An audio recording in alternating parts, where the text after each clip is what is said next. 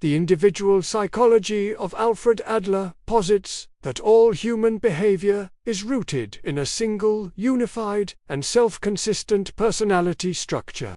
Adler explicitly rejected the dualistic models prevalent in early psychoanalysis, particularly the divisive notions of the conscious and unconscious mind acting in opposition. To Adler, the individual, or individua meaning indivisible, must be viewed holistically, where every act, thought, and emotion serves a common purpose.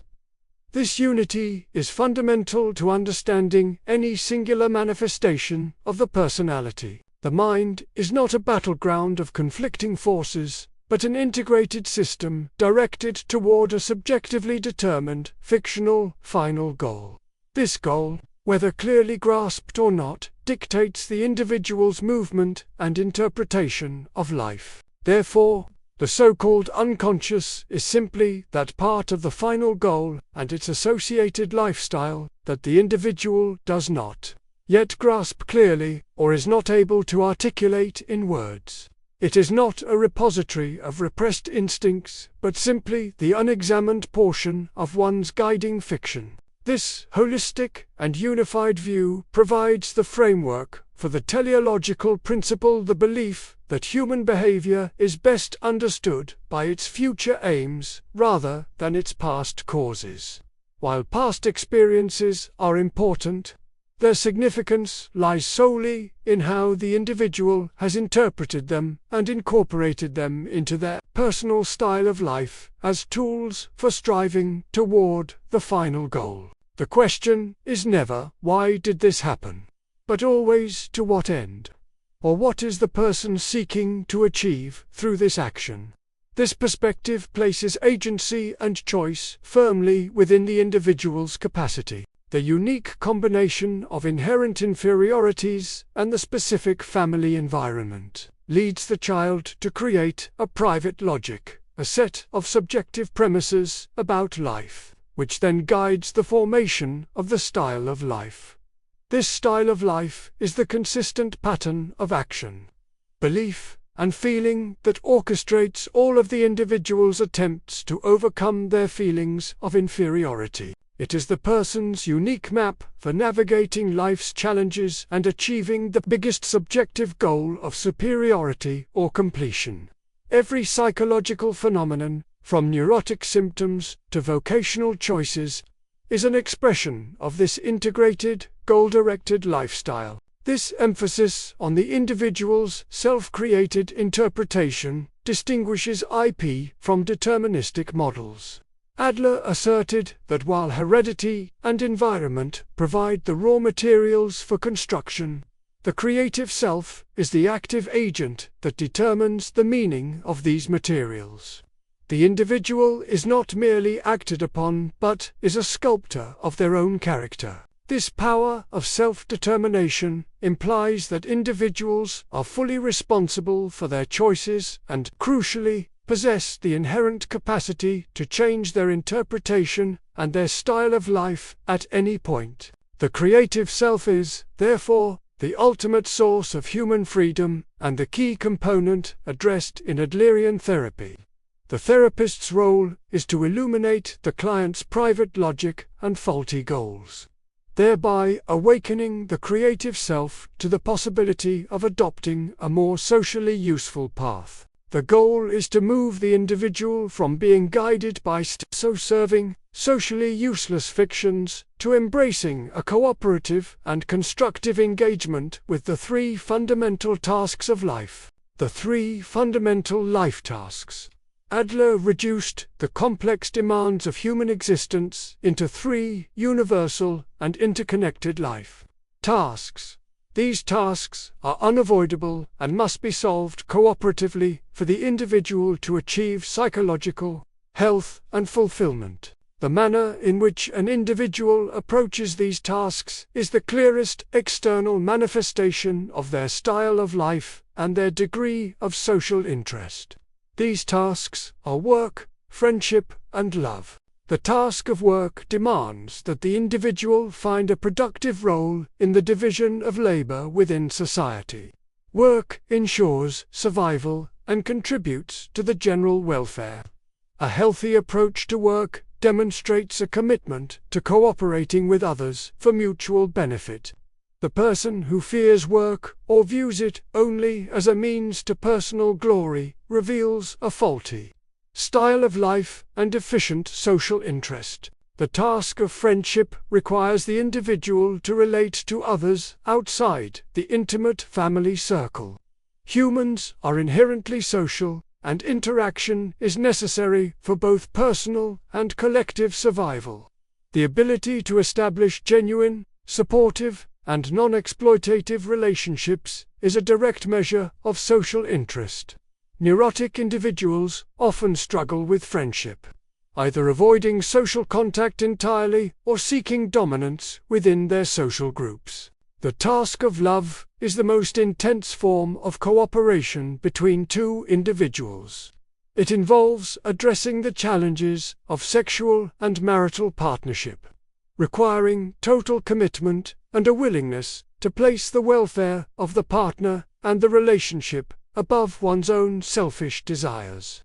Since the need for intimacy exposes an individual's vulnerability, failure in this area is a strong indicator of an extreme inferiority complex and a retreat from the highest form of social cooperation. The role of early recollections. In Adlerian assessment and therapy, early recollections are considered vital diagnostic tools. Adler did not view ERS as literal historical truths or repressed memories, but rather as subjective, carefully selected memories that serve as powerful metaphors for the individual's style of life and guiding principles. They are not merely memories of the past, they are memories for the present. The person unconsciously selects and retains only those memories that fit and confirm their current understanding of life and their fictional final goal.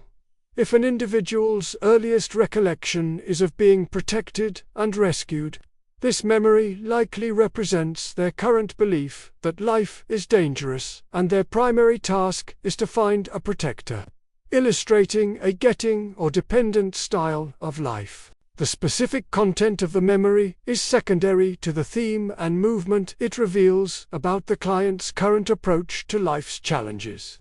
The therapist uses ERS to quickly grasp the client's private logic, their subjective, mistaken, and unique set of assumptions about themselves, others, and life. By examining a series of ERS, the therapist can detect a consistent, recurring theme, which provides a concise blueprint of the individual's style of life and the nature of their inferiority complex.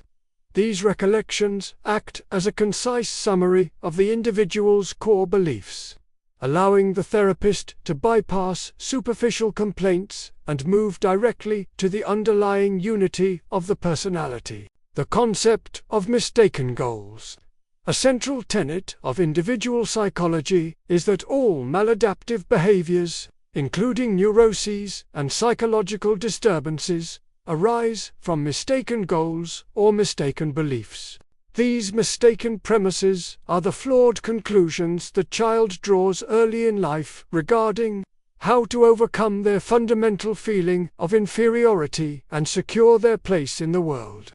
Since the child's perspective is limited and egocentric, their initial interpretations of life are often fundamentally wrong. These mistaken goals are always characterized by a profound lack of social interest. Instead of seeking contribution, the discouraged individual seeks self-exaltation, control, or attention. They mistake selfishness for security and believe that dominating others or retreating from challenges is the pathway to significance. The therapist's primary diagnostic task is to pinpoint these underlying mistaken goals, which motivate the client's symptomatic behavior. In the context of children's behavior, Adlerian theory identified four primary mistaken goals: undue attention, power, revenge, and display of inadequacy. While the specifics are used more often in parenting, The principles apply to all forms of neurosis. The discouraged adult client may unconsciously strive for attention by displaying helplessness, or seek power by being rebellious and controlling in relationships, or aim for revenge by inflicting emotional pain on others, believing they were wronged first. The goal of undue attention means the individual believes they only belong when they are being noticed. The goal of power means the individual seeks to establish belonging by being in charge and refusing to be controlled. The goal of revenge means the individual feels so hurt that they believe they belong only by hurting others back. The goal of display of inadequacy means the individual believes they belong by convincing others to give up on them, thus avoiding further painful demands or failures. All these mistaken goals are manifestations of a flawed private logic built upon the conviction that life is hostile and one must fight, manipulate, or withdraw to survive. These goals serve to artificially elevate the individual's sense of self, protecting them from the perceived dangers of inadequacy and the requirement of genuine, cooperative contribution. Correcting these mistaken beliefs is the pathway to developing social interest and psychological health. The process of encouragement. Encouragement is the central method and philosophical cornerstone of Adlerian practice. It is not mere praise, but a therapeutic technique aimed at fostering the client's courage and bolstering their self-esteem, so they can confront the tasks of life. Adler believed that all maladjustment and neurosis stem from discouragement, the individual's loss of belief in their own capacity to solve problems and contribute meaningfully to society. Encouragement focuses on the client's effort, progress, and potential rather than their outcome or past failures. It involves communicating belief in the client's ability to change their style of life and achieve their goals, particularly the ultimate goal of increasing their social interest. The encouraged individual develops the courage to be imperfect, accepting that mistakes are opportunities for growth rather than proof of inadequacy. This technique is crucial because the neurotic individual is fundamentally afraid of failure, which would confirm their underlying sense of inferiority.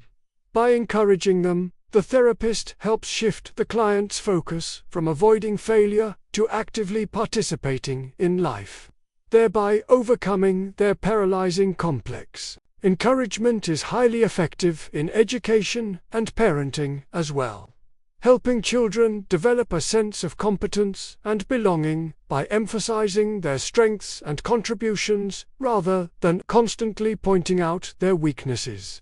The atmosphere of encouragement in therapy provides a safe environment for the client to risk giving up their safeguarding tendencies and their old, dysfunctional style of life. It validates their intrinsic worth as a human being, independent of their achievement or status. This therapeutic relationship, built on profound mutual respect and belief, is the first and most critical step in the client's reorientation toward health and cooperation. The 4 lifestyles. Adler categorized the human style of life into 4 main types, based on the intersection of 2 critical dimensions: the degree of social interest and the level of activity. These categories are not rigid compartments, but generalized patterns of movement, illustrating the primary ways individuals seek to overcome inferiority and pursue their fictional goals. They serve as a heuristic for understanding general tendencies. The first 3 types, ruling, getting, and avoiding, are considered mistaken or faulty styles because they are characterized by deficient social interest. Their movement is primarily selfish and disconnected from the common good.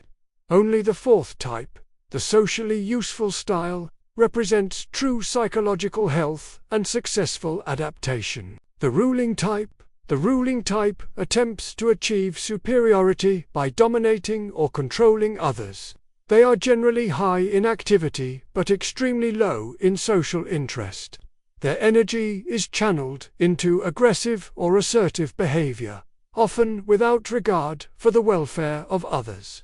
Their private logic dictates that they must be superior by force or manipulation. They seek power and ascendancy, viewing life as a competitive arena where one must constantly fight to stay on top. This style may manifest as aggressive tyrants, bullies, or as individuals who are controlling and manipulative in more subtle ways, such as through emotional dominance or abuse. Their striving for superiority is a direct, overcompensatory response to a profound underlying feeling of inferiority. They mask their fear of being weak or controlled by consistently seeking to exert control over their environment and the people within it. Their goal is private victory, not public contribution. The getting type is the most common of the faulty lifestyles. These individuals expect to receive everything from others and rely on them to solve their problems. They are generally low in both activity and social interest, exhibiting a dependent attitude toward life. Their primary movement is passive. Their private logic suggests that the world owes them support and protection, or that they are incapable of meeting life's demands on their own. They use their passivity and charm, or sometimes their perceived helplessness, to manipulate others into fulfilling their needs, thus maintaining their fictional goal of security without effort. Their striving for superiority is a direct, overcompensatory response to a profound underlying feeling of inferiority. They mask their fear of being weak or controlled by consistently seeking to exert control over their environment and the people within it. Their goal is private victory, not public contribution. The avoiding type is characterized by the lowest degree of activity and often an equally low level of social interest. These individuals solve life's problems by avoiding them altogether. They retreat from life tasks, believing that any engagement carries an unacceptable risk of failure or public humiliation. Their movement is characterized by evasion, withdrawal, and a constant fear of inadequacy being exposed. They maintain their fictional goal of superiority by ensuring they never truly test their abilities. The logic is, if I never try, I can never truly fail, and my potential superiority remains intact. They may be seen as cold, isolated, or detached. This style is often adopted by those who were neglected in childhood, leading them to believe that life offers nothing for them, and that self-protection requires complete disengagement from others and from demanding situations. The socially useful type is the only psychologically healthy lifestyle. These individuals possess a high degree of social interest and a high level of activity. They approach the three life tasks: work, friendship, and love, with the conviction that cooperation and contribution are the only valid paths to personal fulfillment. Their striving for superiority is aligned with the common good. They understand that their personal well-being is intrinsically linked to the welfare of their community. They are prepared to cooperate, take risks, and contribute, accepting imperfection and viewing mistakes as opportunities for growth. This style is characterized by courage, confidence, and a sense of belonging rooted in genuine contribution rather than control or dependence. They face reality directly, having established a private logic that is largely congruent with common sense and the demands of cooperative living. The therapeutic goal for any faulty lifestyle is always to move the client toward the socially useful type. This involves correcting the client's mistaken goals and increasing their social interest, channeling their innate upward striving into constructive, cooperative behavior. The impact of early childhood. Adler placed immense importance on the environmental influences of the first 4 or 5 years of life. arguing that this period is crucial for the formation of the style of life and the fictional final goal. During this time, the child's small size and dependency naturally create a profound feeling of inferiority. The crucial factor is not the circumstances themselves, but the child's interpretation of those circumstances and the strategies they develop to cope with their feelings of weakness. The quality of the parental relationship and the family atmosphere are paramount in guiding this initial interpretation. Adler identified 3 primary conditions in childhood that often lead to a faulty style of life and consequently a neurotic disposition in adulthood: organ inferiority, pampering, and neglect. These 3 factors contribute significantly to a child's discouragement and their adoption of self-serving goals. Organ inferiority. Organ inferiority refers to any congenital weakness, defect, or illness. While a physical defect is not, in itself, the cause of neurosis, the child's subjective experience of that inferiority and the surrounding family's response to it can profoundly shape the personality. The child may compensate for the weakness through intense, successful effort, leading to great achievement in that area. For instance, a child with weak lungs may become an Olympic swimmer.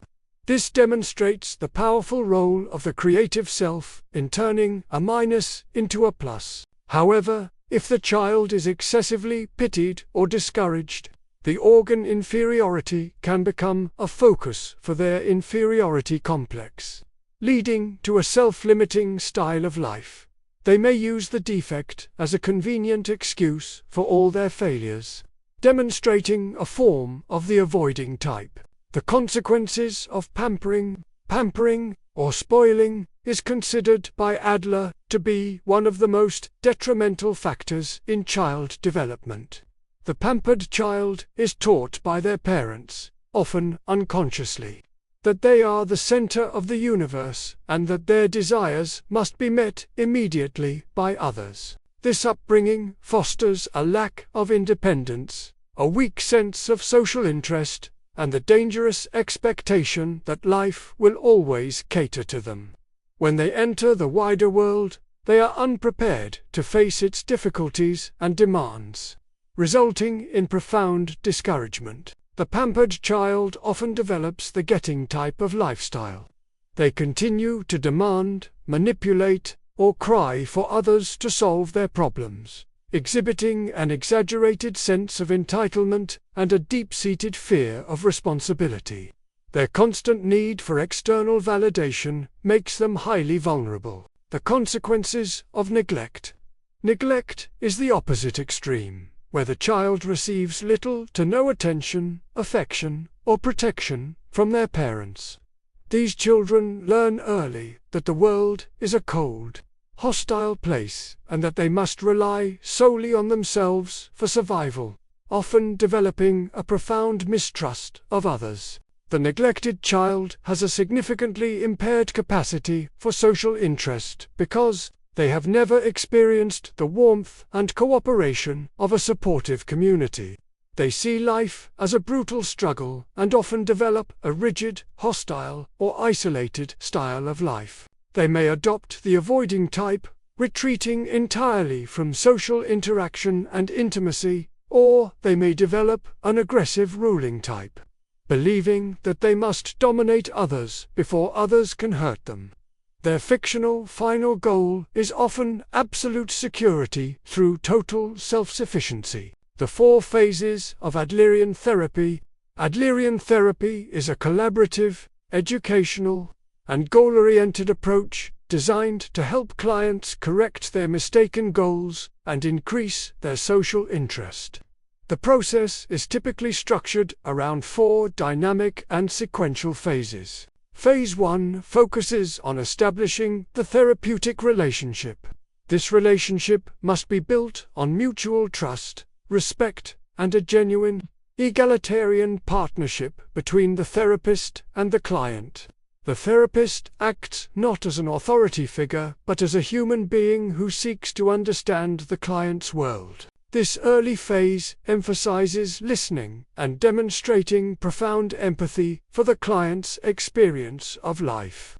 The client's sense of discouragement must be addressed first, by creating an atmosphere of safety and belief in their inherent capacity for positive change. Phase 2 is the investigation and assessment phase, often called the lifestyle analysis. The therapist seeks to understand the client's unique style of life and their governing fictional final goal. Key assessment tools include the analysis of the client's family constellation, which reveals their psychological position within the family structure, and the interpretation of their early recollections, which function as metaphors for their core beliefs about life. The therapist also explores the client's private logic and their use of safeguarding tendencies, which are the behaviors used to protect their exaggerated sense of self-esteem from the threat of failure and public exposure. Phase 3 involves gaining and disclosing insight. This is where the therapist offers tentative, non-judgmental interpretations of the client's core patterns and mistaken goals. The goal is to make the client's unconscious movement conscious. The therapist acts as a mirror, gently revealing to the client the purpose of their symptoms and the mistaken premises guiding their life. Effective insight occurs when the client realizes what they are doing and why they are doing it, the end to which their behavior is directed. Phase 4 is the stage of reorientation and re-education. This is the most crucial phase, where insight must be translated into constructive action. The focus shifts entirely to encouraging the client to adopt a new, more effective style of life. The therapist uses specific techniques of encouragement to help the client develop the courage to risk acting differently. The client is challenged to apply their new understanding to the 3 life tasks: work, friendship, and love, with increased social interest. Reorientation requires behavioral changes, such as confronting fears, taking responsibility, and increasing contributions to others. The client is encouraged to abandon their self-serving fictional goal and embrace the cooperative and community-oriented values of a socially useful type. Dreams and Adlerian interpretation. Adler viewed dreams as another important expression of the individual's style of life, not as a path to repressed infantile desires, but as problem-solving attempts. The dream's purpose is to reinforce the client's current self-selected goal, or to prepare the dreamer for action related to their fictional final goal. Dreams are always self-consistent with the dreamer's waking life and their overall personality pattern. They often contain strong emotional content, serving to support the dreamer's current mood or to justify a forthcoming course of action that aligns with their private logic. Adlerian interpretation focuses on the movement within the dream, where the dreamer starts, where they are going, and what obstacles they face. The interpretation is complete only when the client understands how the dream aligns with their fundamental, mistaken beliefs and their struggle with social interest. For instance, a dream of falling may reflect the dreamer's feeling of being unsupported and their desire to avoid life's challenges. A dream of being chased may represent their flight from the demands of the life tasks. The meaning is always unique to the individual's context. The therapist approaches dream interpretation collaboratively, offering potential meanings and asking the client what the dream suggests about their current problems and their style of life. This participatory method ensures that the interpretation resonates with the client's creative self. Techniques for promoting insight. The primary goal of the insight phase in Adlerian therapy is to illuminate the client's private logic and reveal the purpose behind their maladaptive behavior. The therapist employs several active techniques designed to promote this. Cognitive shift from self-deception to self-understanding. One of the most powerful tools is the collaborative interpretation of the fictional goal. The therapist offers a tentative hypothesis about the client's ultimate, unconscious objective, what they are striving for, and what mistaken belief guides their life. The interpretation is effective only if it elicits an aha moment from the client. The therapist frequently utilizes the Socratic method, posing investigative questions designed to challenge the client's self-limiting assumptions. Without directly imposing the therapist's view, questions focus on the utility and purpose of the client's actions. What do you gain by feeling this way? Or what would life be like if you didn't have this problem? A particularly evocative technique is spitting in the client's soup. This involves making the client's self-defeating behavior less appealing by exposing its hidden, selfish purpose. The pleasure or benefit the client derives from the symptom is tainted, making it harder for them to enjoy or use it. For example, if a client consistently uses helplessness to gain attention, the therapist might point out the manipulative nature of the behavior. By revealing the goal of the action, the client can no longer use it unconsciously with the same effectiveness, thus demystifying the symptom. Another crucial technique for self-control is catching oneself. The client is taught to recognize when they are about to engage in a self-defeating patterns, such as resorting to a safeguarding tendency, and to pause. This provides a critical moment of conscious choice before the unconscious pattern takes over. This technique is a direct application of the creative self, empowering the client to assert their free will over their ingrained style of life. By increasing self-awareness, the client gains the ability to choose a constructive response instead of reverting to their familiar, albeit flawed, logic. The use of humor and immediacy. Adlerian therapists value the strategic use of humor as a therapeutic tool. Humor, when applied gently and appropriately, can help clients gain perspective on their neurotic struggles, making their problems seem less tragic and their mistaken goals less absolute. Laughter, particularly laughter at one's own private logic, can break the emotional intensity surrounding symptoms and defensive behaviors. It fosters a lighter, more collaborative atmosphere, reducing resistance and encouraging the client to accept the absurdity of their self-imposed limits. If a client attempts to dominate the session or seeks excessive approval from the therapist, pointing out this pattern immediately provides a powerful, live example of their fictional final goal in action. This offers an undeniable moment of insight that is hard to dismiss as historical or theoretical. The ultimate aim of these insight-promoting techniques is to prepare the client for the fourth phase of therapy. The client must move from intellectual understanding to practical, cooperative application of their new, more constructive worldview. Adlerian applications beyond therapy. The principles of individual psychology extend far beyond the clinical setting. Adler was a pioneer in advocating for the use of psychological insights in preventative work, particularly in education and community contexts. He believed that neurosis could be best prevented by fostering social interest early in life. A major application is in parent education and family counseling. Adler recognized the family as the original crucible for the development of the style of life. Counseling focuses on teaching parents to use encouragement effectively and to avoid the detrimental extremes of pampering or neglect. The goal is to shift family dynamics away from authoritarian control or permissive chaos toward a democratic atmosphere built on mutual respect and cooperation. This aims to prevent the child from developing a faulty style of life based on mistaken goals like seeking undue attention or power. Adlerian family therapy often involves assessing the family constellation, and identifying the mistaken goals motivating a child's misbehavior.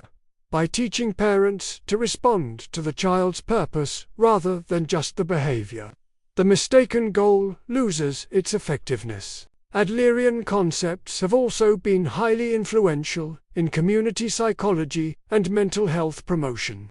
The emphasis on social interest provides a clear framework for understanding social problems not as individual failures, but as failures of cooperation and community feeling. His work supported the establishment of child guidance clinics and parent education centers, making psychological knowledge accessible to the public, a revolutionary concept at the time.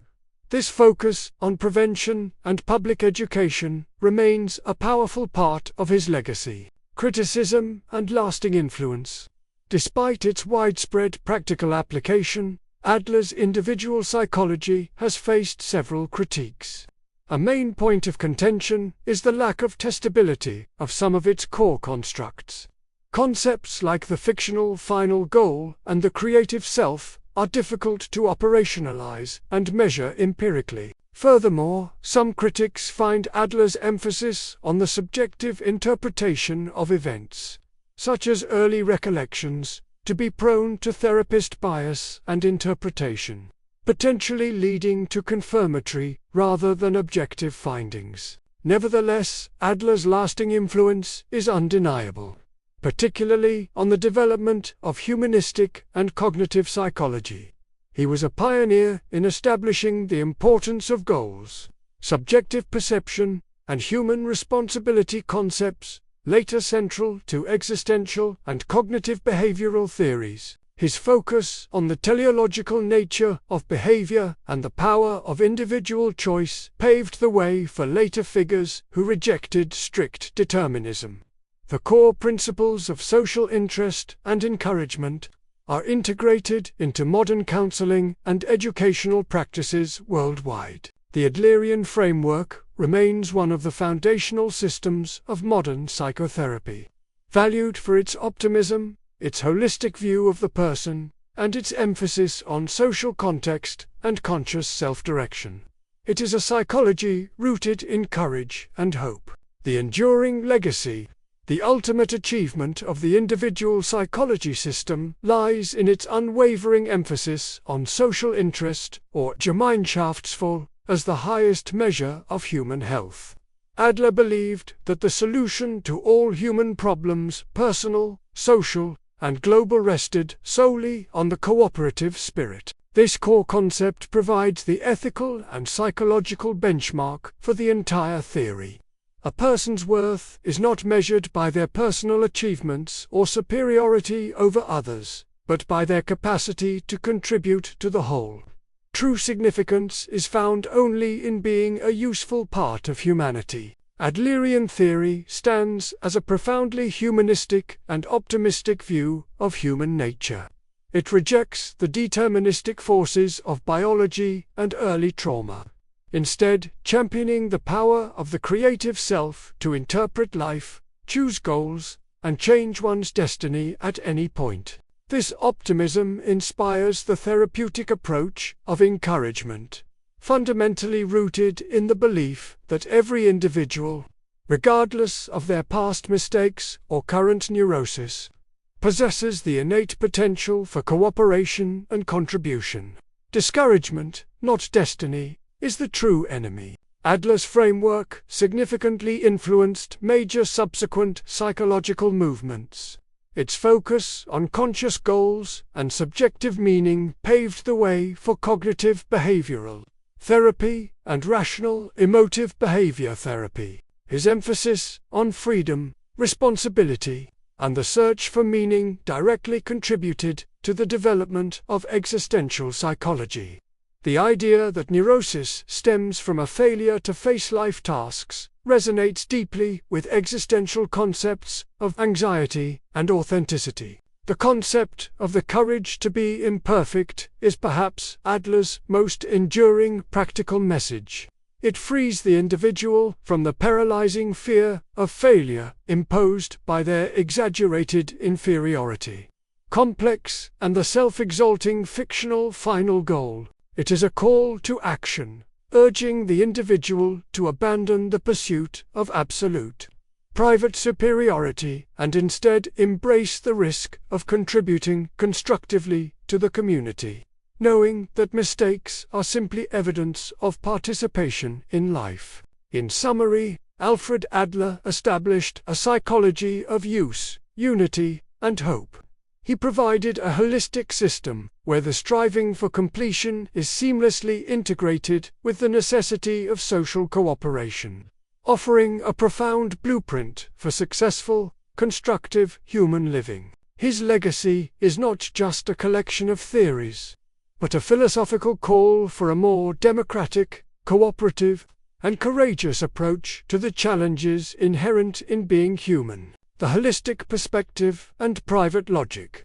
The foundation of Adler's system rests upon the principle of holism, asserting that the individual is an indivisible unit.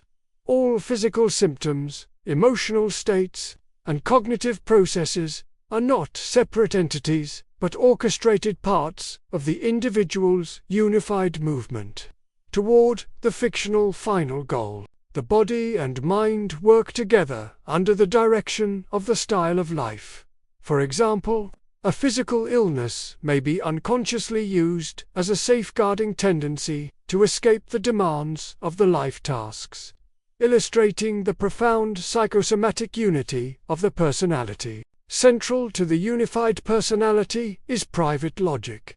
This refers to the subjective, idiosyncratic set of premises, meanings, and interpretations that the discouraged individual uses to make sense of the world and justify their divine, fictional, final goal. Private logic is established in childhood when the child makes flawed, egocentric assumptions about how to gain significance and security. It is the core source of their mistaken beliefs, such as, "I must always be right," or "the world is dangerous and I must fight." This system of subjective beliefs stands in sharp contrast to common sense.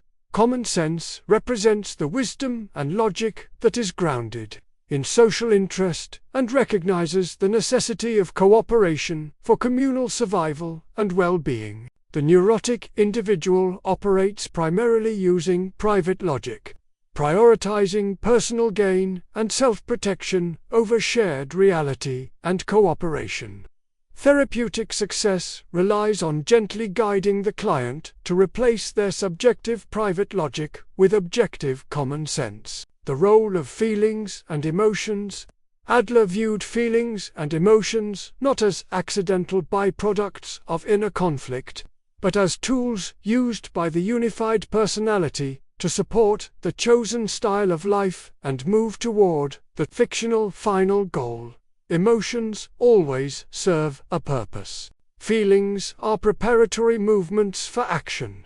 Anxiety, for instance, is not merely a painful state, but a tool used to prevent or delay action, thereby protecting the individual from the possibility of failure that would expose their perceived inadequacy. The feeling of guilt can be used as a safeguarding tendency, specifically self-accusation, to control others or to avoid the requirement of making genuine reparations. The individual may believe, "Since I feel terrible, I have already paid for my mistake." The therapist assesses the purpose of the feeling rather than its intensity or origin. The question becomes, what is this emotion helping the client to achieve?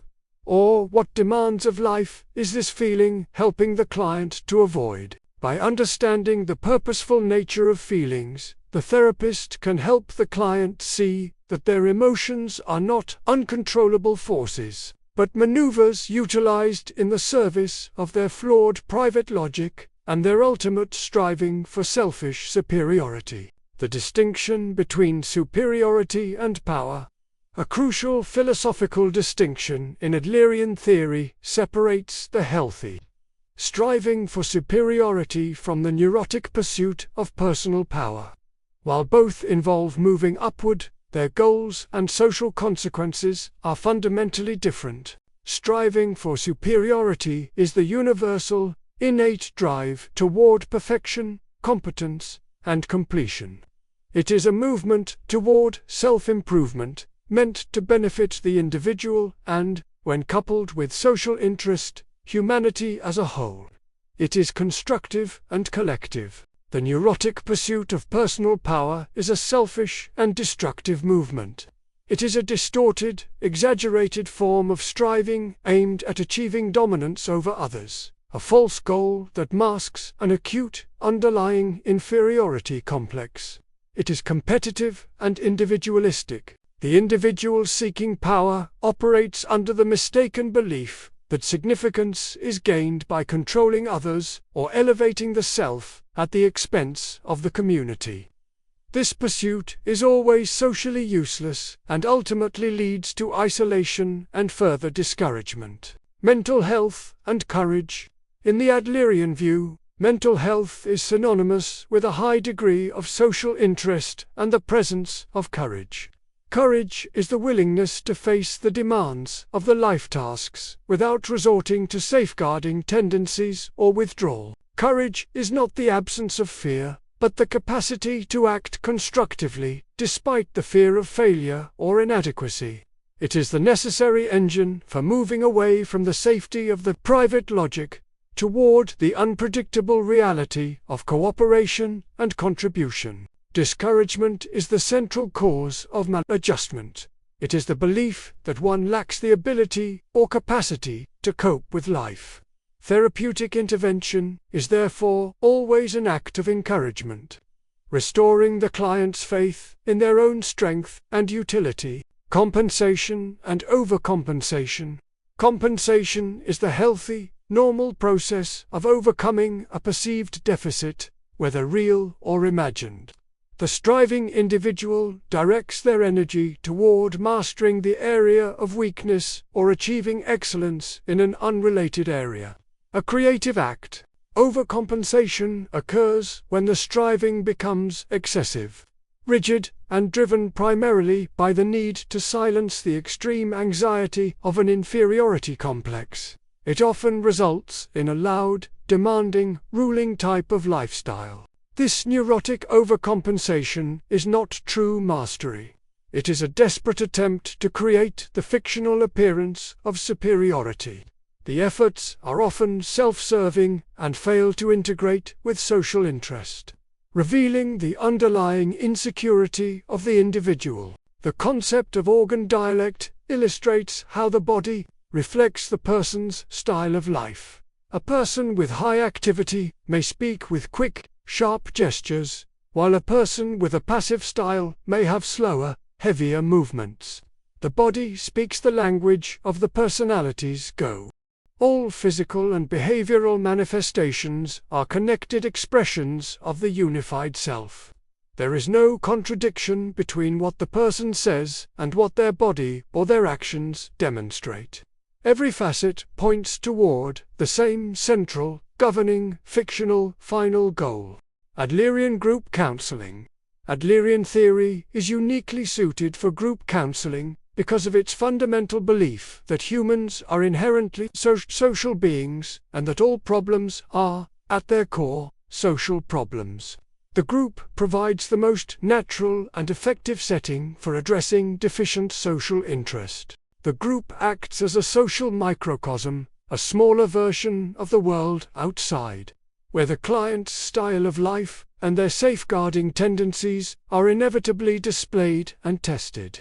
The problems they face in life are reproduced through their interactions with other group members. In this setting, the client can receive honest, immediate feedback from peers, which is often more impactful than feedback from a single therapist. This peer feedback directly challenges the client's private logic and their mistaken beliefs about how to belong. Group therapy offers the therapeutic factor of universality. As clients hear the struggles of others, they realize their problems are not unique, which reduces their sense of shame and isolation, key components of their inferiority complex and discouragement. The group process focuses on uncovering the mistaken goals of members. When one member's goal, such as seeking undue attention, is identified and gently interpreted, it often provides immediate insight for other members with similar underlying dynamics. Group members are encouraged to act as co-therapists, offering encouragement and challenging each other's self-defeating behaviors. This collaborative atmosphere directly fosters social interest and moves participants toward the cooperative, socially useful type. A key group technique is teaching members to recognize the purpose of disruptive behavior in real time. For example, recognizing that a member's withdrawal is an attempt to seek power or avoid responsibility makes the behavior less effective. The overall goal of the Adlerian group is one of re-education, to help clients transcend the confines of their private logic and embrace a courageous, socially conscious way of living, grounded in the reality of human interdependence. The classification of safeguarding tendencies. Safeguarding tendencies are conscious or unconscious patterns of behavior and thought used by the neurotic individual to protect their exaggerated, fragile sense of self-esteem from public devaluation and the threat of failure. They are maneuvers designed to maintain the illusion of the fictional final goal. They function as a security operation for the faulty style of life, ensuring that the individual can rationalize their lack of social interest and their failure to adequately engage with the three life tasks. They are protective strategies against the reality of life's demands. Adler categorized these tendencies into three main classes: excuses, aggression, and distancing. Each category represents a different strategy for maintaining the pretense of superiority, while avoiding the pain of inadequacy and responsibility. Excuses. The tendency to make excuses involves framing failure as unavoidable due to external circumstances or personal limitations. This technique maintains the fiction that the individual is capable and worthy, but was simply prevented from succeeding by outside forces. Aggression. The tendency toward aggression is an aggressive move against others to maintain a sense of superiority. This category is divided into three distinct safeguarding maneuvers: depreciation, accusation, and self-depreciation is the act of belittling or undermining the achievements of others. By diminishing another person's success, the individual artificially inflates their own worth, ensuring that they remain at a subjectively perceived higher status. Accusation involves explicitly blaming others for one's own shortcomings, failures, or maladjustment. This maneuver is highly effective in shifting responsibility and maintaining a spotless image of the self, even while failing to address life's challenges. Self-accusation is the act of self-torture, guilt, or regret used manipulatively. By profusely blaming oneself, the individual may elicit sympathy, attention, or control over others, effectively using guilt to avoid the harder task of constructive action. Distancing. The tendency of distancing involves creating psychological space between the self and a perceived threat or demand. This class includes maneuvers such as hesitating, standing still, and retreating. Hesitating is procrastination or vacillation designed to delay a task until it becomes too late to complete successfully. The failure is then blamed on the lack of time, not the lack of ability, safeguarding the self from genuine assessment. Standing still is a refusal to progress or make any significant changes in life. The individual restricts movement to avoid all possibility of failure, ensuring that their current, albeit limited, level of perceived competence is never jeopardized. Retreating is the act of actively moving backward from life's tasks, often through developing severe neurotic symptoms like phobias or anxiety attacks. These symptoms serve as a justifiable, protective barrier against the demands of cooperation and contribution. The psychological significance of birth order. Adler was the first major theorist to systematically analyze the psychological importance of birth order. He stressed that this is not a biological or chronological fact, but the child's unique psychological position, their subjective interpretation of their place within the family unit, and the power dynamics at play. The way a child interprets their birth position directly impacts their early view of life, their attempts to compensate for inferiority, and the formation of their lifelong style of life. The family is the child's first society and the initial arena for developing or failing to develop social interest. The firstborn child typically begins life as the sole focus of parental attention, experiencing a brief period of power and significance.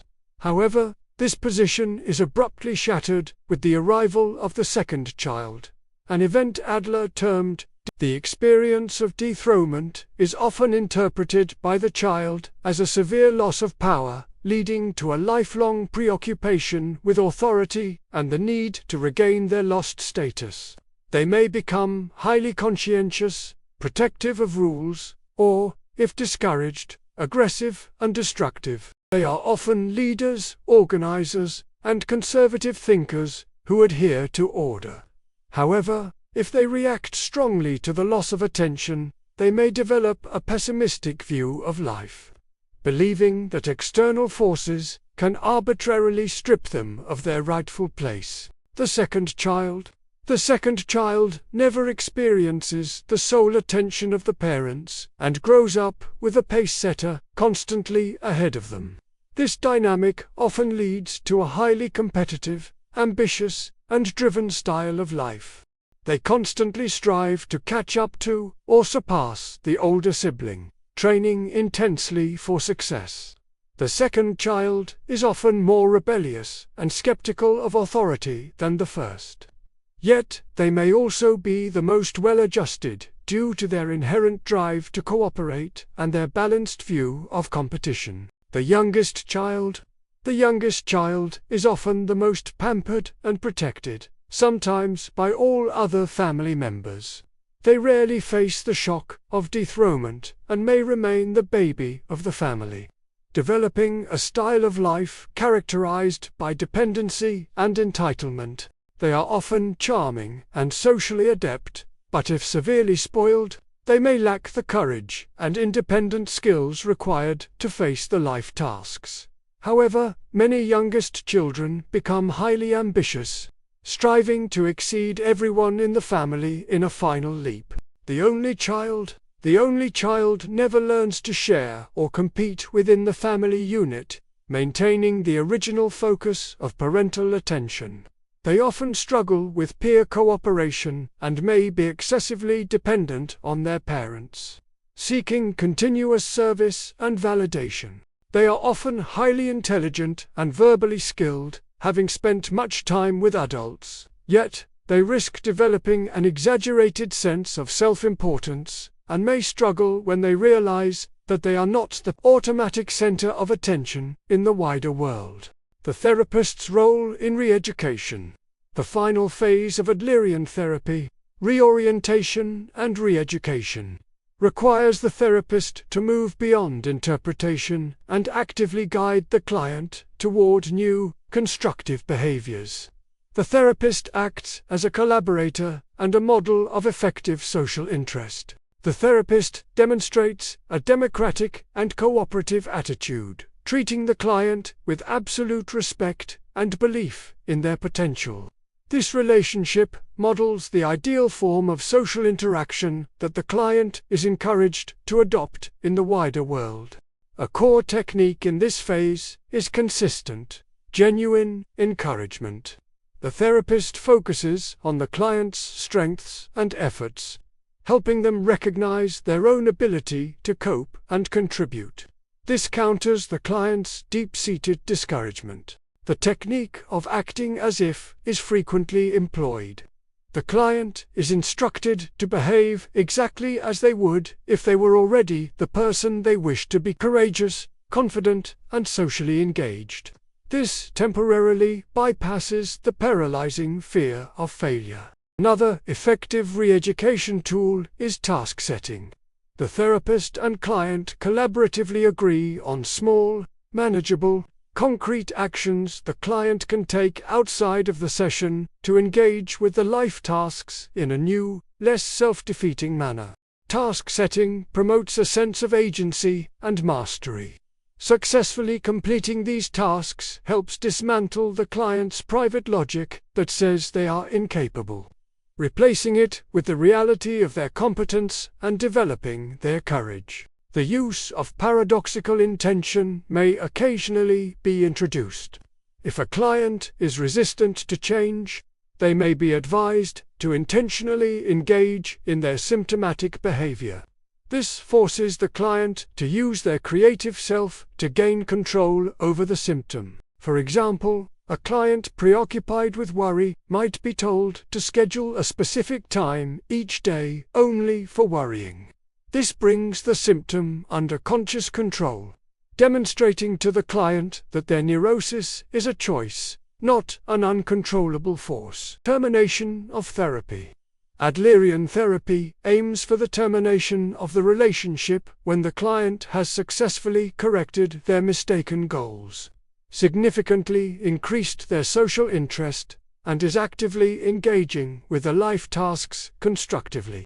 The ultimate measure of therapeutic success is the client's independence from the therapist and their integration into the community. They should have replaced their neurotic fictional final goal with practical, cooperative objectives guided by common sense. The client leaves therapy with the knowledge that life's challenges demand perpetual courage and contribution, but that they possess the creative self to meet these demands and continuously choose a meaningful, socially useful existence. The lifestyle assessment method. The lifestyle assessment is the critical diagnostic procedure in individual psychology, serving as the therapist's roadmap for understanding the client's unified personality. Its explicit purpose is to uncover the client's unique, private logic and the central organizing fiction, the fictional final goal. The assessment process moves beyond symptoms, focusing instead on the client's fundamental movement and attitude toward the 3 life tasks. It seeks to answer the core question: what is this individual striving to achieve, and how are they going about it? The analysis gathers data from 3 primary areas: the client's description of the family constellation, their interpretation of their early recollections, and a detailed summary of their current functional dynamics, including their use of safeguarding tendencies and characteristic emotions. Interpreting family constellation data. In reviewing the family data, the therapist looks beyond the factual structure to understand the subjective psychological atmosphere.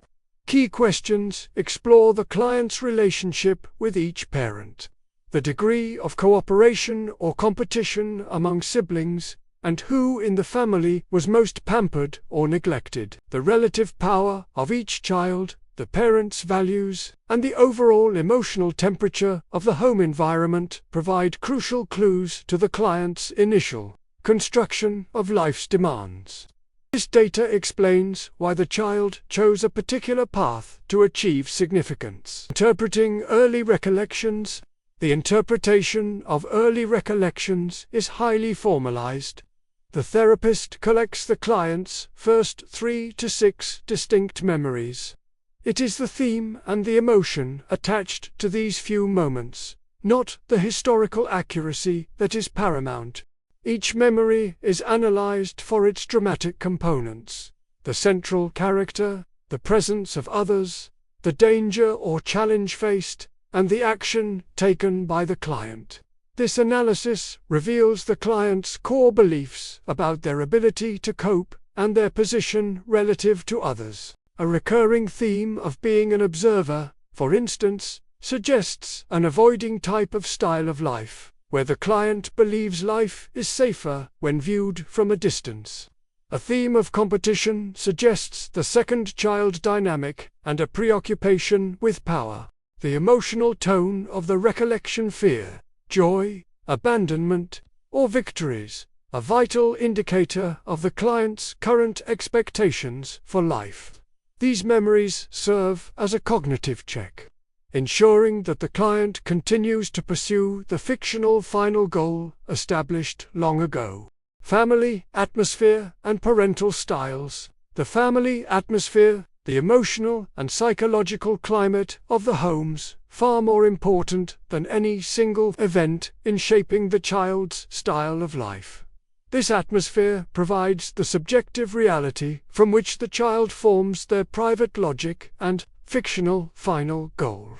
In an ideal democratic atmosphere, parents model cooperation, mutual respect, and equality.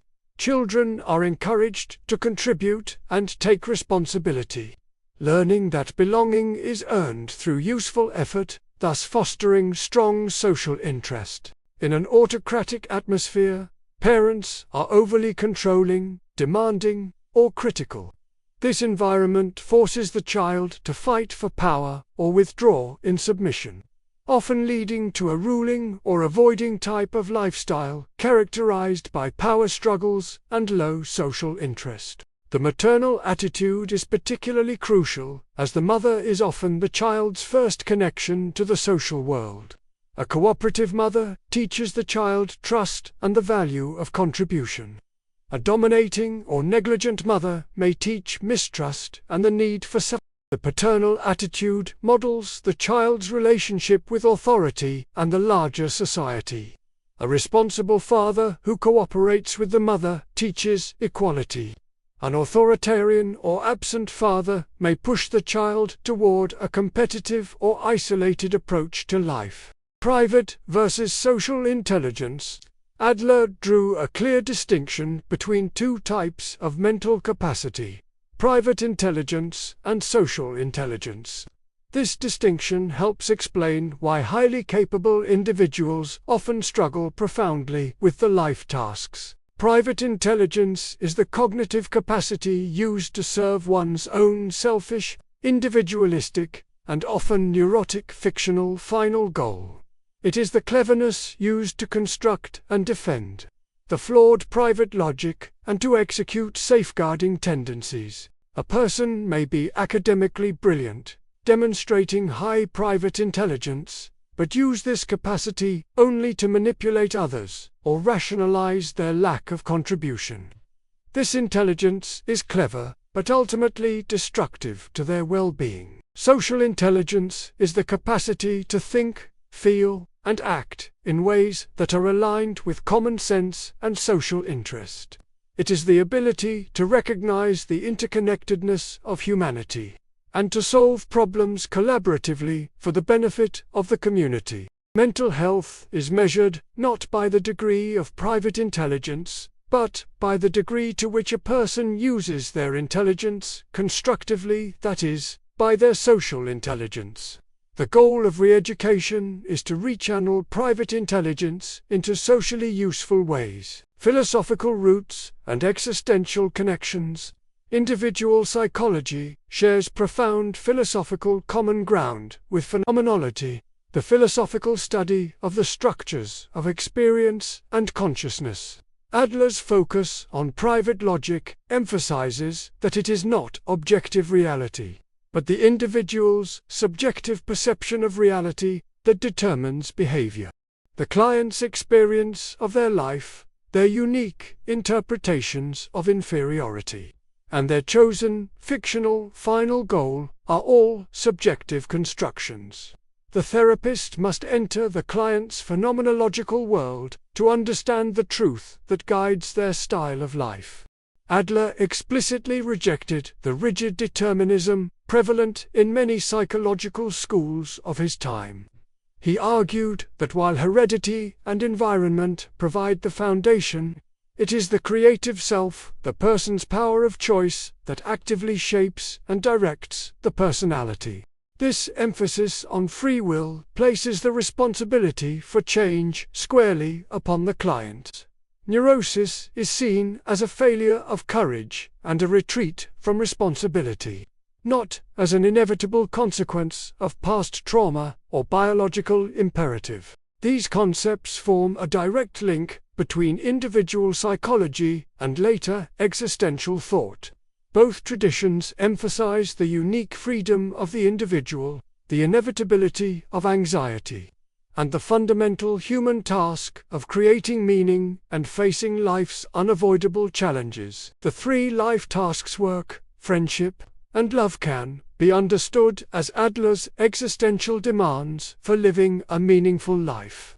Failure to engage with them indicates a retreat from the responsibility inherent in human freedom and existence. For the discouraged client, the anxiety is not rooted in repression, but in the existential fear of facing their inadequacy and the possibility of failing to fulfill the highest ethical mandate, the development and expression of social interest. Ultimately, Adlerian philosophy mandates that true fulfillment is not a private, internal state, but an ethical commitment to the welfare of the human community.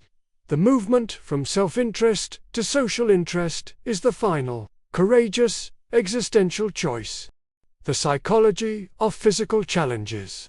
Adler's initial work on organ inferiority provided the bedrock for his later theories. He observed that individuals born with or developing physical weaknesses or defects often exhibit an intensified striving to compensate for that perceived deficiency. The physical condition itself is not the psychological cause, but the trigger for the individual's subjective interpretation and compensatory action.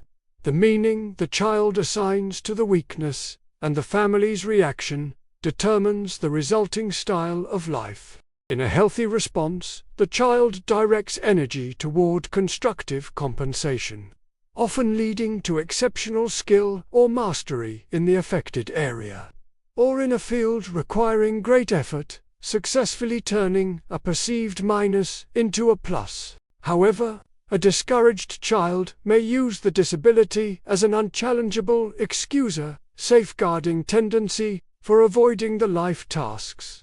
They retreat from effort, believing their condition justifies their failure to contribute or participate. The individual may unconsciously exploit their illness to gain undue attention or control, using their vulnerability to manipulate the emotions and service of those around them. This behavior maintains their fictional final goal without requiring genuine effort. The therapist's role is not to ignore the physical reality, but to separate it from the client's private logic.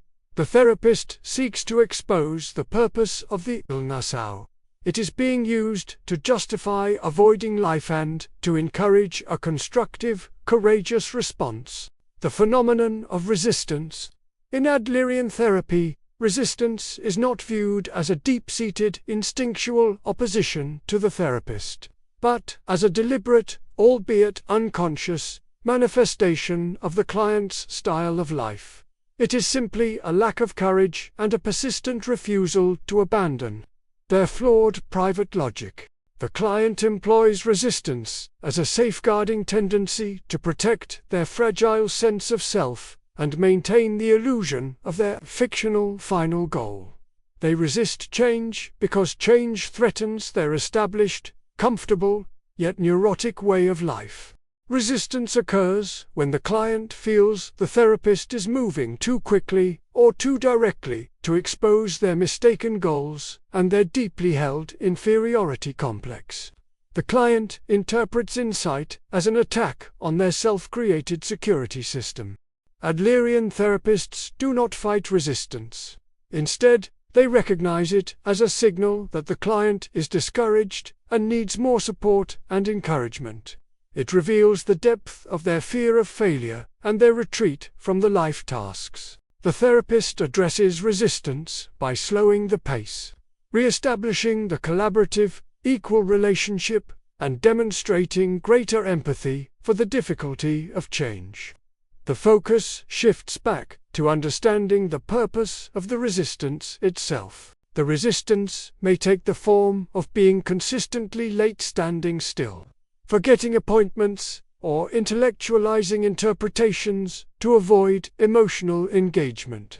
All these maneuvers serve the ultimate goal of preserving the client's private sense of superiority.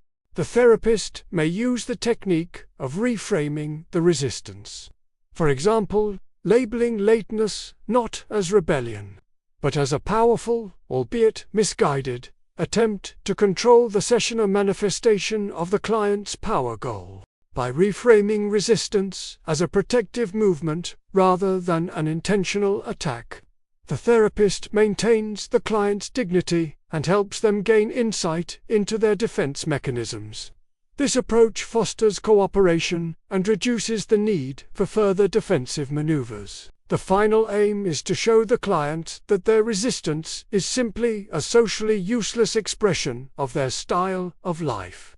As social interest grows and courage is restored, the need for these defensive safeguarding tendencies naturally dissolves. The therapeutic contract and isopraxism, the Adlerian therapeutic relationship, is founded upon a clear, mutual therapeutic contract. This is a cooperative agreement between the therapist and the client that defines the goals, roles, and responsibilities of each party in the re-education process. They are often charming and socially adept, but if severely spoiled, they may lack the courage and independent skills required to face the life tasks. However, many youngest children become highly ambitious, striving to exceed everyone in the family in a final leap.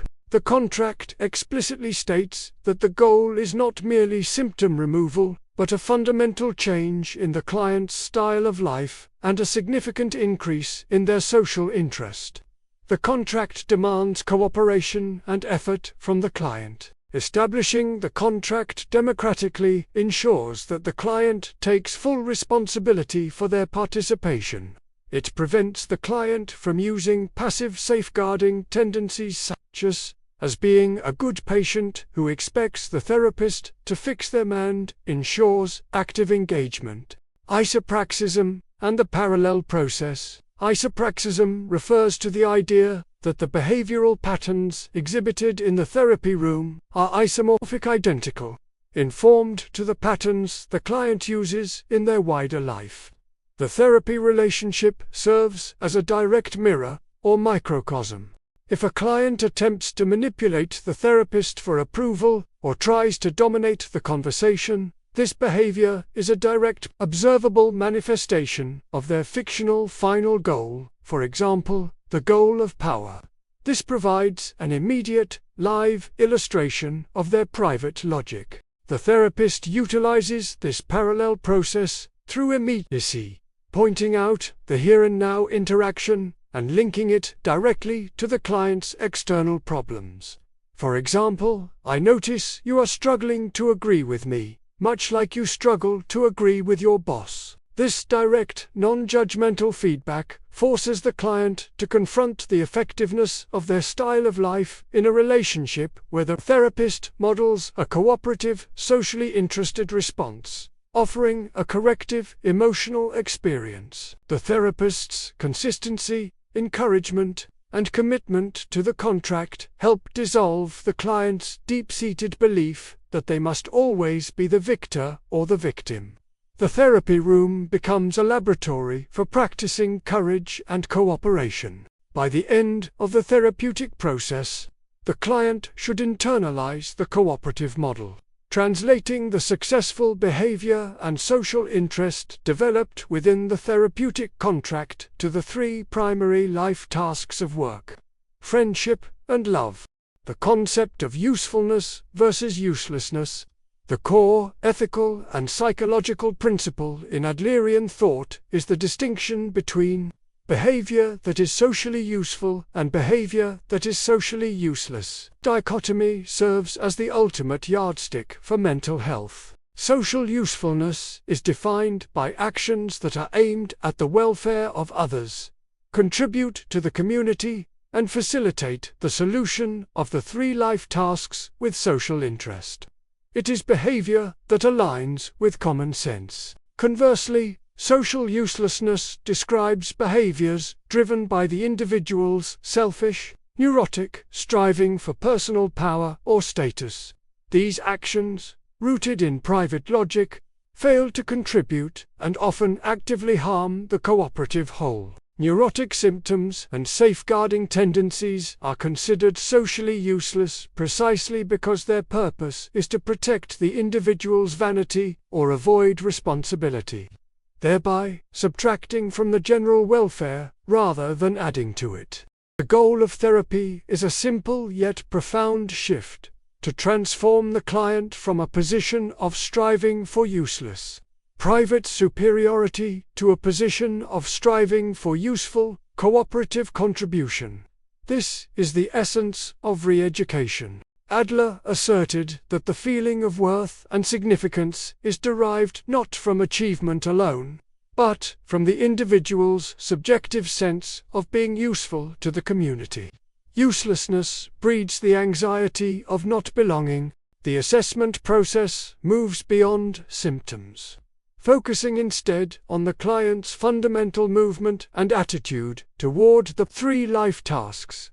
It seeks to answer the core question: what is this individual striving to achieve, and how are they going about it? Even when a client is highly successful in their career work task, if that success is purely competitive and devoid of social interest, the underlying pattern is still considered socially useless and will lead to neurosis in other life tasks. Therapy, therefore, involves challenging the client's internal definition of success. Is success defined by dominating others or by cooperating with them? The latter is the only path to genuine, lasting psychological well-being. The socially useful type possesses the courage to face life's inevitable setbacks without retreating into excuses or aggression. They accept their imperfections and focus on contribution rather than self-protection. Adlerian pedagogy and school setting. Adlerian principles have been extensively applied in pedagogy and educational settings, establishing a highly influential framework for classroom management and child development known as democratic teaching. The core pedagogical belief is that the child's misbehavior is always purposeful, aimed at achieving one of the four mistaken goals: attention, power, revenge, or assumed inadequacy. The teacher must learn to decode this behavior. The teacher acts as a collaborative consultant, not a punitive authority. The focus shifts from punishing the misbehavior to understanding and addressing the underlying, mistaken goal that is driving the child's action. For a child seeking undue attention, the teacher is advised not to reinforce the behavior with excessive reprimands or coddling. Instead, the behavior is ignored when possible, and positive behavior is acknowledged through encouragement. If a child is engaged in a power struggle, the teacher must refuse to fight. Engaging in the struggle validates the child's mistaken belief that power is the only way to belong. The teacher must withdraw from conflict and redirect effort. A child seeking revenge feels deeply hurt and alienated, believing they can only belong by hurting others as they have been hurt. The teacher's response must focus on rebuilding trust and showing sincere care, thereby neutralizing the revenge goal. A child exhibiting assumed inadequacy is the most discouraged, believing that effort is useless. The teacher must break down tasks into small, achievable steps, focusing exclusively on praise for effort, not results, to restore faith in their ability. Natural and logical consequences are used instead of punishment. Punishment is perceived as revenge from the adult, fostering resentment. Consequences teach responsibility and the reality of the social order in a non-moralistic way. Natural consequences occur without intervention, for example, failing to study results in a bad grade. Logical consequences are arranged by the teacher but are logically related to the misbehavior. For example, misusing a toy means losing access to it. The classroom itself is viewed as a miniature society where social interest must be actively taught and modeled. Classroom meetings are a central technique, establishing a democratic forum for problem-solving and mutual planning. In classroom meetings, all students, including the teacher, have an equal voice. Problems are solved collaboratively, promoting the use of common sense and demonstrating that democratic principles are more effective than autocratic control. The aim of Adlerian pedagogy is not obedience, but self-discipline and the development of a sense of responsibility toward the group. The child must learn that their worth is tied to their contribution, not their compliance. Encouragement is the most powerful tool in the Adlerian classroom. It focuses on the child's effort, progress, and contribution, fostering resilience and courage in the face of inevitable imperfection and academic challenges. The teacher acts as a consistent model of social interest, demonstrating patience, fairness, and a belief in the inherent worth of every child, regardless of their current level of misbehavior or academic performance. Philosophical roots and existential connections. Individual psychology shares profound philosophical common ground with phenomenology, the philosophical study of the structures of experience and consciousness. Adler's focus on private logic emphasizes that it is not objective reality, but the individual's subjective perception of reality that determines behavior. Adler and the concept of God. Religion. Adler's view on religion and the concept of God is consistent with his teleological and socially focused framework, seeing them as expressions of humanity's striving for perfection and community. He viewed the idea of God as a symbol of the fictional final goal of humanity, the ultimate, unattainable ideal of perfection, competence, and full development of social interest and cooperation. Religion, at its best, is seen as an institution that fosters Gemeinschaftsvoll by urging individuals toward love, charity, and ethical responsibility toward their neighbors, thereby promoting social usefulness. The religious mandate to love your neighbor as yourself is interpreted by Adler as the most profound expression of social interest, the recognition that individual salvation is inextricably linked to the well-being of the group. However, Adler noted that religion, like any human institution, can be corrupted into serving a neurotic, private purpose. It can become a safeguarding tendency used to justify isolation or superiority. For instance, an individual may use religious piety to achieve a sense of private, moral superiority over others' depreciation, rather than using it as a mandate for humble service and contribution. Another might use religious fatalism or dependence on divine will as an excuse for avoiding personal responsibility in the life tasks, thereby protecting themselves from the risk of failure or inadequacy. Key distinction is whether the religious conviction encourages cooperation and service socially useful or promotes fanaticism and self-exaltation socially useless.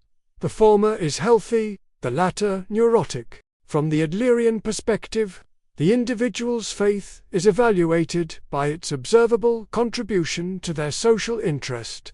Does their belief expand or contract their feeling of connection and responsibility to humanity? In therapy, the client's religious or spiritual striving is honored, but their interpretation of it is analyzed within their private logic. The goal is to ensure that their faith serves as a force for courage and contribution, not for avoidance. Distinction between conscious and unconscious. Adler rejected the Freudian topographical model of the mind with its rigid divisions. For Adler, The mind is a unified, holistic entity striving toward a single goal, the fictional, final goal. The conscious and unconscious are not separate structures, but two aspects of the client's private logic that work toward the same single purpose. The difference is one of understanding or awareness, not of content. What is conscious is the client's recognized, verbally expressible rationale for their behavior, the acceptable, socially palatable explanation.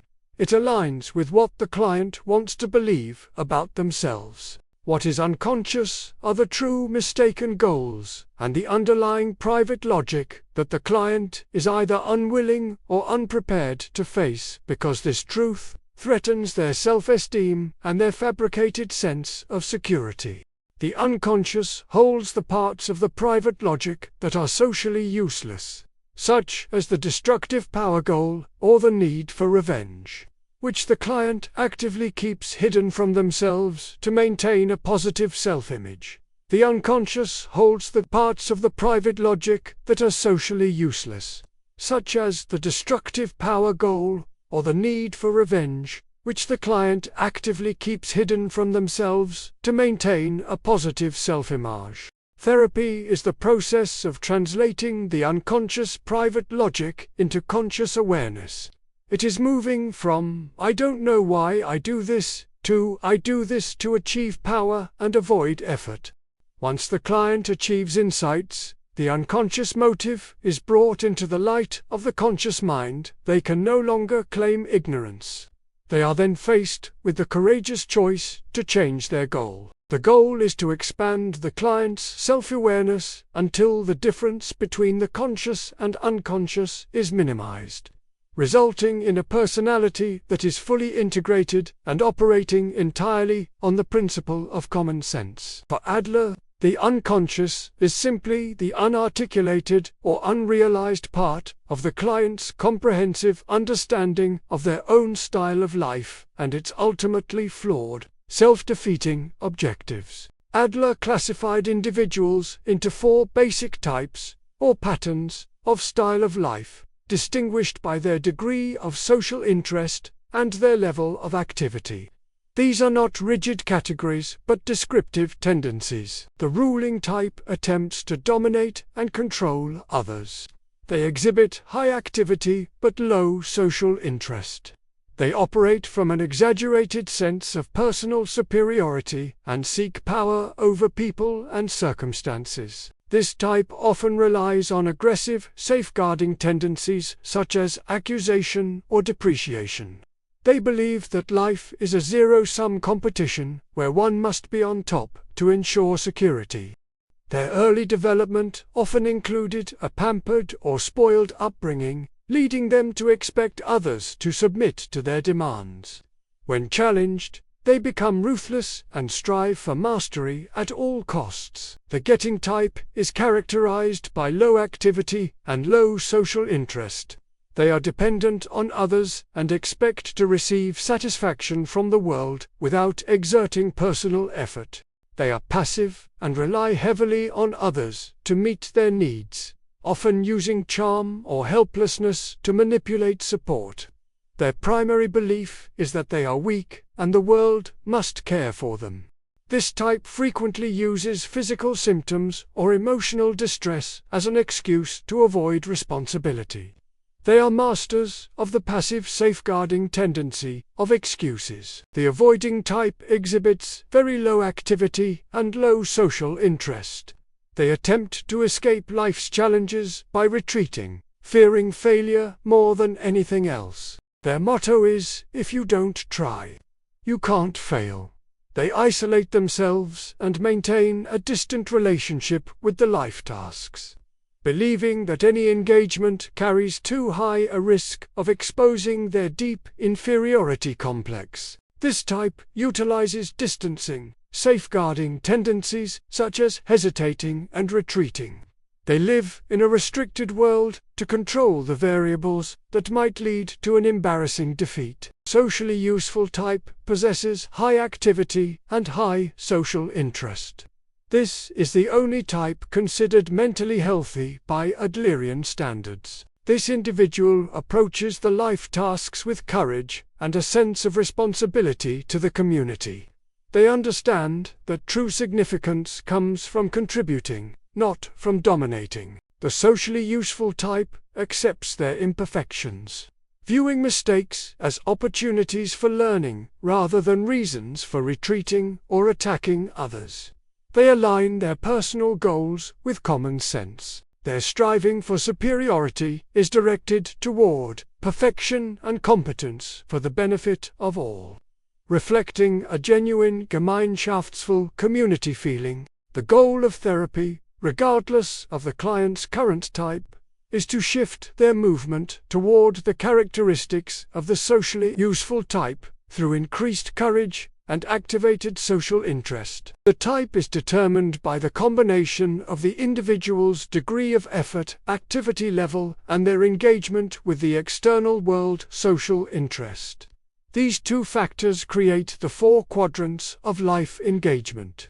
Neurosis is always a failure in balancing these factors. The first 3 types have failed to apply their activity in a socially constructive way, or have retreated from activity entirely due to discouragement. The therapist must first assess the client's current type to understand their baseline pattern of engagement and avoidance before attempting to interpret their fictional final goal. The therapist must first assess the client's current type to understand their baseline pattern of engagement and avoidance before attempting to interpret their fictional final goal. The typology serves as a practical, shorthand guide to recognizing the client's deep-seated convictions about life and their chosen method for achieving an imaginary position of significance. The typology also emphasizes Adler's holistic view. The entire personality moves toward a single goal, and the type describes the consistent quality of that movement. The concept of social interest and its measurement, social interest, or Gemeinschaftsvoll, is the most fundamental and defining concept of Adlerian psychology. It is the barometer of mental health and the ultimate cure for neurosis. It represents an innate human potential, readiness to cooperate and contribute to society, that must be consciously developed through training and encouragement in the family and community. Adler asserted that all failures in life, neurosis, criminality, addiction, are fundamentally failures of social interest. They indicate an individual whose focus remains selfishly private rather than communal. The core pedagogical belief is that the child's misbehavior is always purposeful, aimed at achieving one of the 4 mistaken goals: attention, power, revenge, or assumed inadequacy. The teacher must learn to decode this behavior. The measurement of social interest is purely qualitative and based on the individual's observable behavior toward the 3 life tasks: work, friendship, and love. In the work task, high social interest manifests as cooperation and a contribution to the common good of the profession or industry, not just a striving for personal wealth or fame. In the friendship task, high social interest is shown by the capacity for deep, trusting, and equal relationships that involve genuine give and take, free of manipulative intent. A child seeking revenge feels deeply hurt and alienated, believing they can only belong by hurting others as they have been hurt. The teacher's response must focus on rebuilding trust and showing sincere care, thereby neutralizing the revenge goal. In the love task, marriage, high social interest is demonstrated by a relationship built on equality, mutual respect, and a willingness to share all burdens and joys collaboratively. Low social interest leads to isolation. The neurotic individual surrounds themselves with high protective walls, prioritizing personal safety and self-exaltation over the necessary risks of human connection. The development of social interest begins in the first months of life through the cooperative relationship between the infant and the primary caregiver, usually the mother. A successful maternal task involves teaching the child to transfer the initial reliance on the family unit toward a broader reliance and contribution to the wider human community. The lack of social interest stems from a lack of courage. The discouraged individual finds it too frightening to risk vulnerability and failure in the service of others. Social interest acts as the only corrective to the harmful aspects of the striving for superiority. When the striving is infused with social interest, it becomes constructive and aligns with common sense. The therapist consistently models and gently encourages the smallest expressions of social interest in the client, nurturing the client's innate but neglected potential for cooperation. The ultimate goal of all Adlerian therapeutic techniques and analyses is this expansion of the client's social interest, making them capable of handling life's demands constructively and joyfully. Adlerian dream work continued. Dreams are viewed holistically as another unified expression of the individual's style of life, not as a battleground for repressed instincts. Dreams always serve the client's current fictional final goal. Dream is the client's attempt to solve a current problem or prepare themselves for a future situation. Dreams are self-created anticipations and are always forward-looking, teleological. The mood of the dream is the key to interpretation. A dream filled with anxiety or fear is often the client's attempt to justify their safeguarding tendency of avoidance. For example, a nightmare where the client is chased but unable to move justifies the conscious thought, "Life is too dangerous, and I am too weak to cope. Therefore, I must continue to retreat." Dreams often use highly personalized, private symbolism that is difficult to understand without knowing the client's unique private logic and early recollections. The therapist asks the client, "What feeling does the dream leave you with? And what demands of life is that feeling preparing you for or helping you avoid?" Dreams may also be used to bolster courage. A dream of flying or achieving a difficult task may reflect the dreamer encouraging themselves to face a current challenge. The dream's meaning is always integrated into the overall lifestyle assessment. It is one more piece of data confirming the consistent movement of the client's unified personality. The therapist avoids imposing a universal meaning onto symbols. A ladder in one client's dream may symbolize the striving for superiority, while in another's it may represent the desire for escape. The Adlerian view demystifies dreams, treating them as another form of self-talker conversation the client is having with themselves in the language of images to maintain the coherence of their chosen style of life.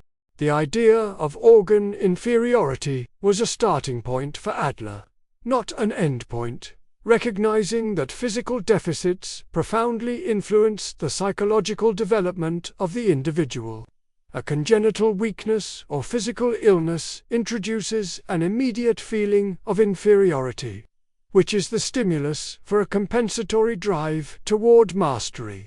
The crucial psychological element is not the defect itself, but the individual's subjective attitude and choice of response to that weakness. Compensation is the universal and normal human reaction to overcome any feeling of inadequacy, whether that feeling originates from a real physical deficit or a subjectively perceived lack. This striving directs the individual's energy toward excelling in the area of weakness or in a field that psychologically offsets the deficit. When this effort is directed by social interest, it leads to remarkable achievements and constructive contributions to society. A classic example involves individuals with early speech impediments who dedicate themselves to rhetoric or writing, successfully transforming a perceived vulnerability into a strength. This process demonstrates the power of the creative self to actively shape destiny by channeling psychological energy into constructive outlets.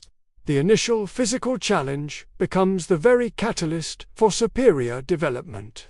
Overcompensation occurs when the striving becomes exaggerated, neurotic, and destructive, motivated solely by the desire to silence the anxiety of the inferiority complex. This person seeks dramatic public victory to reassure themselves, often resulting in a loud, demanding ruling-type pattern of behavior. The intensity of the overcompensation is directly proportional to the depth of the underlying feeling of inadequacy. The therapist must distinguish between the healthy striving of compensation and the pathological drive of overcompensation. Healthy compensation is flexible, allows for mistakes, and aligns with social interest, seeking excellence for contribution. Pathological overcompensation is rigid, demands perfection, and seeks superiority for self. The decision to compensate constructively or overcompensate neurotically is made early in life, based on the child's interpretation of their weakness and the family atmosphere of encouragement or criticism. A discouraged child is more likely to choose the exaggerated, self-serving path of overcompensation. This early choice solidifies into the core of their style of life. If the organ inferiority is used as an excuse, the individual retreats from the struggle, using the defect as a readily available rationale for avoiding the life tasks. They protect their fragile self-esteem by claiming, "I would have succeeded, but my health prevented me." This maneuver successfully safeguards the fictitious superiority by blaming external factors. The therapeutic task is to reveal the purpose behind the illness or defect, how it is being used to protect the client's private logic and avoid the risks of life. The therapist encourages the client to recognize their freedom to choose a socially useful path, irrespective of their physical limitations. This restoration of courage is essential for re-education. The four dynamics of family constellation interaction. Adlerian analysis of the family constellation goes beyond simple birth order to examine the specific interactional dynamics and power relationships among siblings. The relationships are based on competition and cooperation, setting the initial template for the child's future social interactions. It is the family environment that first determines the individual's attitude toward the necessity of sharing and contributing. A key dynamic is the rivalry between siblings, which is a powerful, early engine for the striving for superiority. The intensity of the rivalry is often driven by parental favoritism, or by the children's subjective interpretation of who is stronger or preferred within the household hierarchy. This competition shapes their approach to the friendship task later in life. The second child often adopts a pace-setter dynamic, viewing the older sibling as a competitor to be surpassed, which breeds high ambition and a constantly striving style of life. Conversely, the firstborn child may adopt a responsible protector role, or, if dethroned severely, an attitude of hostility and pessimism towards subsequent challenges to their authority. The youngest child may be constantly trying to catch up to everyone, or may adopt the role of the spoiled family baby, relying on charm and helplessness to command service from the others. The reaction of the older siblings to the baby's pampering also feeds back into their own style of life, often reinforcing the sense of unfairness or responsibility. The only child, having no immediate competition, develops strong dependency on parents, viewing adult attention as the norm. They often face a severe shock upon entering school or social settings, where they must contend with peers who do not automatically yield to their needs. This lack of cooperative training hinders their development of social interest. Sibling differences are often emphasized and exaggerated by the children themselves, who seek to carve out a unique niche within the family system to avoid direct, losing competition. For instance, if the older sibling is the academic star, the younger may become the social butterfly to gain significance in a different domain. The sibling who is treated as the problem child or black sheep by the parents often internalizes this negative label, building their entire private logic around the expectation of failure or rebellion. This label then becomes their self-fulfilling prophecy and their primary way of gaining attention and significance. The therapist uses the family constellation data to predict the client's fundamental convictions about life. Who is strong? Who is weak? Where is the danger? And what is the best strategy for belonging? These early conclusions are almost always embedded in the client's current struggles with the life tasks. Adler's view on sexuality and gender roles. Adler fundamentally disagreed with Freud's emphasis on instinctual sexual drives as the primary motivator of human behavior, viewing sexuality instead as a social matter and one of the three life tasks. The sexual drive is not an autonomous force. It is channeled and directed by the individual's overall style of life and their fictional final goal. The task of love and marriage requires the highest level of social interest because it demands deep intimacy, equality, and mutual contribution to the partnership.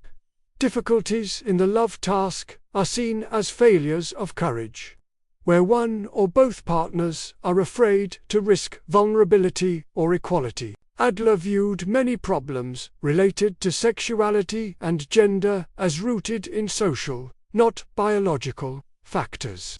He coined the term masculine protest to describe the cultural devaluation of feminine roles and the societal pressure for both men and women to strive for the perceived, superior status of masculinity. The masculine protest is the rejection of the female role due to the prevailing cultural bias that links femininity with weakness, subservience, and inferiority. This protest is a socially derived neurosis, demonstrating a lack of social interest and an adherence to a competitive hierarchy. Adler strongly advocated for equality between the sexes, arguing that the neurotic conflicts experienced by women were a direct result of being encouraged by a patriarchal society that denied them equal opportunities for contribution. His psychology is inherently feminist in its social critique. A man exhibiting neurotic sexual behavior may be using it as a safeguarding tendency to assert power and dominance rather than achieving genuine intimacy. His behavior is driven by the need to prove his fictitious superiority, not by instinctual desire. The treatment for sexual dysfunction or relationship conflict involves exploring the underlying mistaken goal in the client's overall style of life. Is the client using sex to dominate, to avoid commitment, or to simply gain attention? The sexual symptom is merely an expression of the client's fundamental attitude toward life. The successful completion of the love task requires the partners to overcome their private desires for dominance and embrace a cooperative, shared commitment. The marriage must be a true partnership of equals, focusing on the welfare of the union rather than the selfish needs of either individual. Adler's view shifted the focus from the genital mechanics to the social meaning of sexuality. Health in the sexual sphere is measured by the degree of social interest and the willingness to cooperate, not by frequency or performance. This perspective emphasizes that difficulties in the sexual relationship are often just a manifestation of problems in the other two life tasks of work and friendship. A person who struggles with cooperation in one area will struggle in all. The concept of gender roles must be viewed as socially constructed artifacts that can encourage or inhibit social interest, Roles that demand submission or dominance are psychologically detrimental, regardless of who is playing them. Adlerian therapy actively challenges clients' rigid notions of what it means to be a man or a woman, urging them to adopt roles based on usefulness and competence rather than on outdated, competitive, and discouraging social scripts. The ultimate integration of sexuality into the style of life occurs when the individual finds a way to express love and intimacy that is mutually respectful, cooperative, and fully integrated into their commitment to the welfare of their partner and, by extension, humanity. The therapy provides the courage necessary for the client to embrace the vulnerability and shared responsibility required by true intimacy, moving past the self-protective, power-oriented defenses developed in childhood. Adler's emphasis on social context revolutionized the understanding of human sexuality, placing it firmly within the realm of ethics, cooperation, and social belonging. Adler's lasting legacy and influence. Alfred Adler's individual psychology holds a significance in the history of ideas far exceeding its institutional recognition. His theories served as a crucial bridge between classical psychoanalysis and the subsequent development of humanistic and cognitive approaches to therapy. Many of his core concepts are now integrated into general psychological thought without explicit attribution to their source. Adler's emphasis on the teleological nature of behavior, that all actions are goal-directed, directly influenced the development of cognitive behavioral therapy. The focus on identifying and correcting mistaken goals and faulty beliefs is a precursor to modern cognitive restructuring techniques used globally.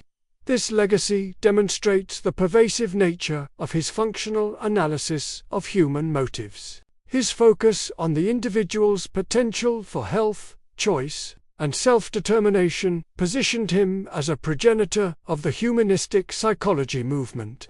Concepts such as the creative self and the inherent striving for self-improvement resonate deeply with the principles of Maslow's self-actualization and Rogers' person-centered approach. He saw the person as an integrated whole, striving toward a chosen ideal. Adlerian principles revolutionized child guidance and parenting education, making psychological insight accessible to educators and parents through his public lectures and community clinics. The techniques of encouragement, logical consequences, and the analysis of mistaken goals form the foundation of countless successful parenting programs today.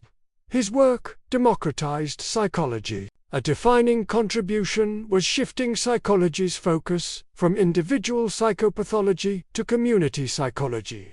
Adler believed that therapy should not be limited to the consulting room but should be a form of social activism aimed at improving the entire social fabric.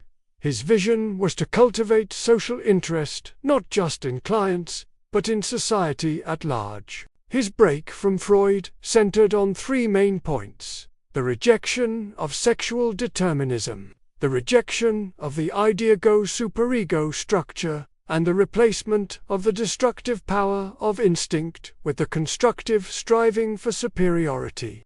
Where Freud saw conflict, Adler saw integrated movement toward a goal.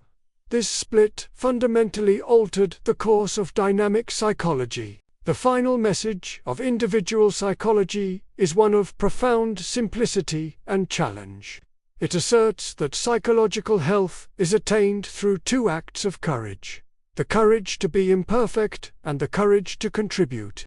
Mental well-being is found in embracing one's own vulnerability while dedicating one's life to the welfare of others. The failure to cope with the three life tasks is always a failure of social interest, leading to discouragement and the retreat into neurotic self-protection.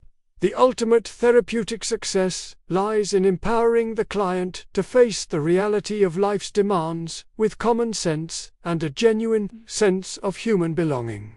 Adler's work remains an enduring call for responsibility, cooperation, and hope.